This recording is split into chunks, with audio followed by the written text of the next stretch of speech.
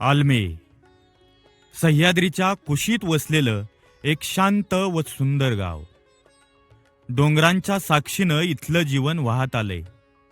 मातीच्या गंधात, वाऱ्याच्या स्पर्शात आणि माणसांच्या नात्यामध्ये. आता हेच गाव उभं आहे एका नव्या प्रवासाच्या उंबरठ्यावर. निसर्गाशी पुन्हा नातं जोडण्याचा, झाडांच्या सावलीत नव्याने मुळं घट्ट रोवण्याचा आणि हिरव्या भविष्याच्या दिशेने चालण्याचा एक विचार, एक संकल्प करून हनुमान देवस्थान ट्रस्ट आलमे, ग्रामपंचायत आलमे आणि हटकेश्वर गाव पाणलोट क्षेत्र विकास समिती आलमे यांच्या पुढाकाराने गावासाठी, निसर्गासाठी आणि भविष्यासाठी सह्याद्री देवराई आलमे याची स्थापना केली. आणि या प्रेरणेला हात दिला अनुभव प्रतिष्ठान ट्रस्ट खोपोली आणि TNC संस्था दिल्ली यांनी. घोड नदी संवर्धन प्रकल्प अंतर्गत आणि सह्याद्री देवराई आलमे यांच्या मार्गदर्शनाखाली या सगळ्यांनी मिळून एक हरित चळवळच उभी केली. या उपक्रमाला सुरुवातीलाच उपस्थिती लावून ज्येष्ठ साहित्यिक, ज्ञानपीठ पुरस्कार विजेते भालचंद्र नेमाडे, ज्येष्ठ साहित्यिक रंगनाथ पठारे आणि प्रख्यात अभिनेते सयाजी शिंदे यांनी आपलं दिशादर्शन, ज्ञानार्जन आणि प्रेरणा दिली.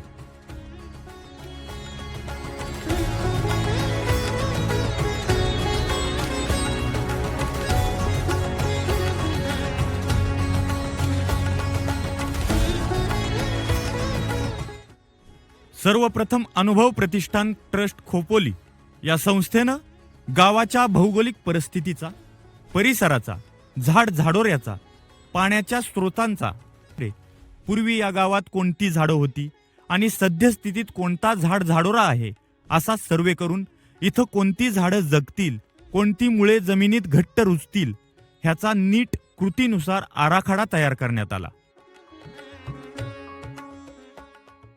हे फक्त रोप लावण्याचं काम नव्हतं. ही होती गावकऱ्यांनी आपल्या मातीशी पुन्हा जुळवलेली नाळ. वयोवृद्ध आजोबा माती खणताना दिसले तर घरकामातून उसंत घेतलेल्या स्त्रिया रोपं लावत होत्या. शाळकरी मुलं आपल्या छोट्या हातांनी मातीला घट्ट दाबत होती. जणू या प्रत्येक हातात होतं भविष्याचं बीज. झाड लावणं इथं कोणाचं एकट्याचं काम नव्हतं. ही एक सामाजिक चळवळच होती, जिथे प्रत्येक वय, प्रत्येक वर्ग आणि प्रत्येक मन हिरव्या दिशेने एकत्र निघालं होतं.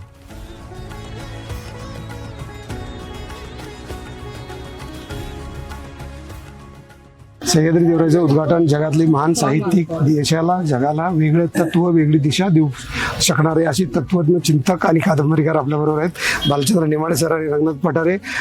मित्रांनो, असं आहे, आपण जगभर अनेक ठिकाणी वाळवंट वाचत असाल. गोबीचं वाळवंट, थारचं वाळवंट, सहाराचं वाळवंट, या अनेक ठिकाणी पूर्वी पहिली उत्तम अतिशय जंगलं आणि झाडं ही होती. आपण अत्यंत महत्त्वाचा आणि सोपा मार्ग आहे आणि आपण इतक्या उत्साहाने ते करतात हे पाहून मला खरोखरीच धन्य वाटलं. आम्हाला सगळ्यांनाच अर्थात.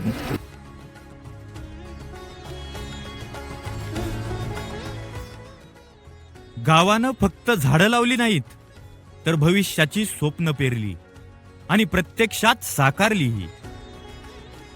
शिवाजी महाराजांच्या काळात 350 देवराया होत्या. आपल्या काळात देवराया का नाही वाढल्या पाहिजेत, त्या हेतूनच ही देवराई सुरू होत आहे. या देवराईचं उद्घाटन जुन्नर तालुक्यातल्या आलमे गावात विद्यार्थ्यांच्या हस्ते झाले. यापुढे विद्यार्थ्यांनी सगळी देवराईची काळजी घ्यायची आहे.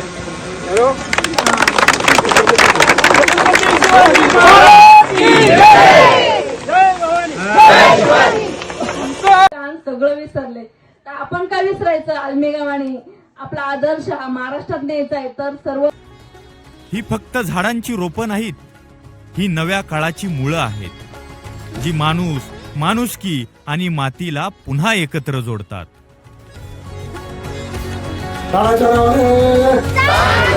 धन्यवाद.